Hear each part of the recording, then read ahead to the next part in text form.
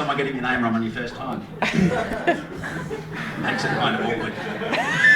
So, I have been told a lot throughout my life that I'd be very much at home on stage with a microphone. And I was sort of banking on that tonight, and I thought, well, I know if I walk out of here and your eyes are glazed over and at least one of you abuses me, I'll actually feel like I am there. So please work with that. Now, I spend a lot of time thinking about food.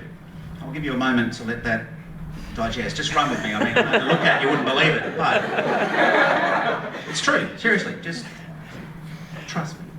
So, but what I like to think about is not so much the food that we enjoy today, but how did we get there? What mistakes were made along the way to enable us to enjoy the foods that we have today? At some stage, someone had to walk past a strawberry, pick it up, stick it in their mouth and go, shit, that's all right. Someone ate an apple. Well, we know Adam did that, we saw it at the end, didn't we? But someone picked a peach and went, I don't care if it's furry, I'm going to eat it anyway. It happens. But these are the successes that we celebrate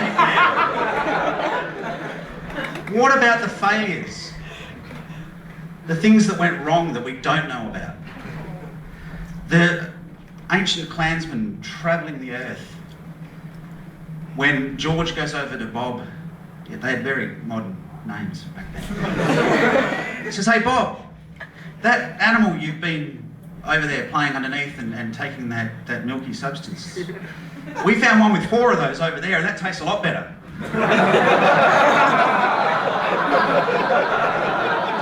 And now we have cow's milk, and aren't we all grateful for that?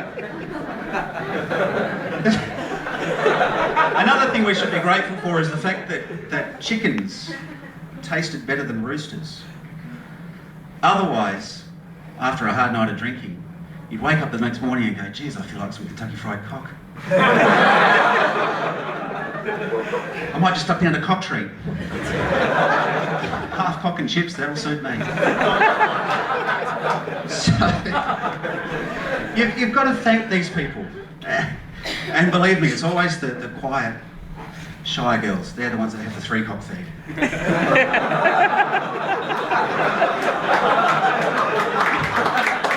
You've got to be careful. It's always the quiet ones. All I know is that had life gone that way, I'd be sending my wife out the door going, I'll have a hot cock roll, but hold the mayo. So, another thing I like to think a lot of is exercise. I know, again, just work with me. It's true. Think about it, don't do it. That's just stupid. But I have been encouraged by friends and family. Nothing says I love you more than, can we buy you a treadmill for your birthday? To get out and exercise more. So I thought I'd look into golf. Yeah. A friend of mine plays it. He said, come along, I'll teach you the game. I can't get my fucking head around it. It doesn't make any sense to me. He goes, well, it's easy. We stand up here, we take this big thing here, it's called a driver, put the ball down on there, that's called the tee, and we hit it as far as we can. Spend the next half an hour looking for it. When you find it, belt it away again. As far as you can, then go for looking for it again. Okay, all right, well, we'll give it a go. We went around, we played 18 holes. That was 6 hours of my life I'm not going to get back.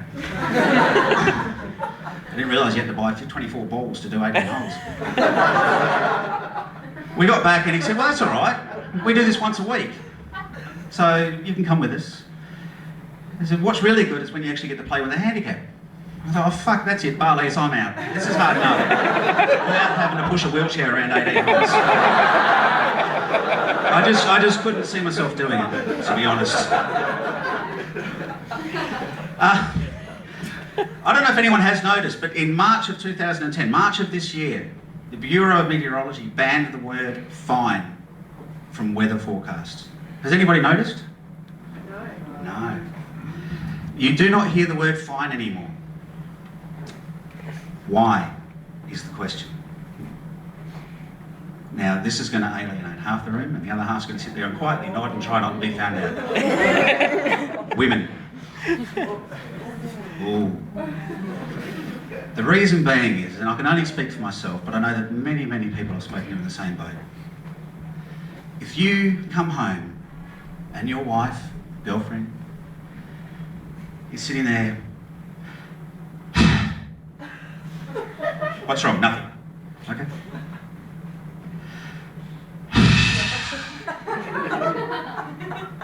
You sure? I'm fine. You're fine. I'm fine. As soon as she utters that phrase, I'm fine, there's a storm brewing. And it is coming your way. You don't know what the fuck you've done. You need to find out, and fast.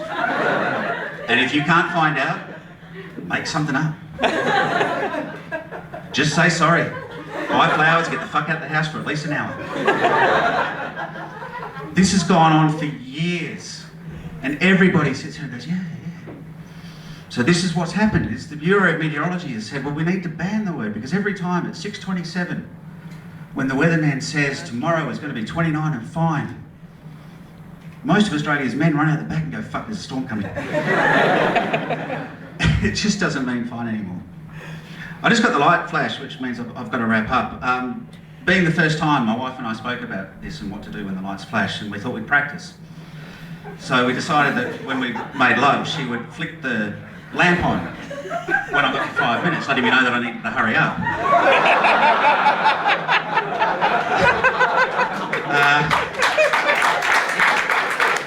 Well, save your applause, because still, 4 weeks on, she hasn't flashed it yet. Thank you very much. Thank you.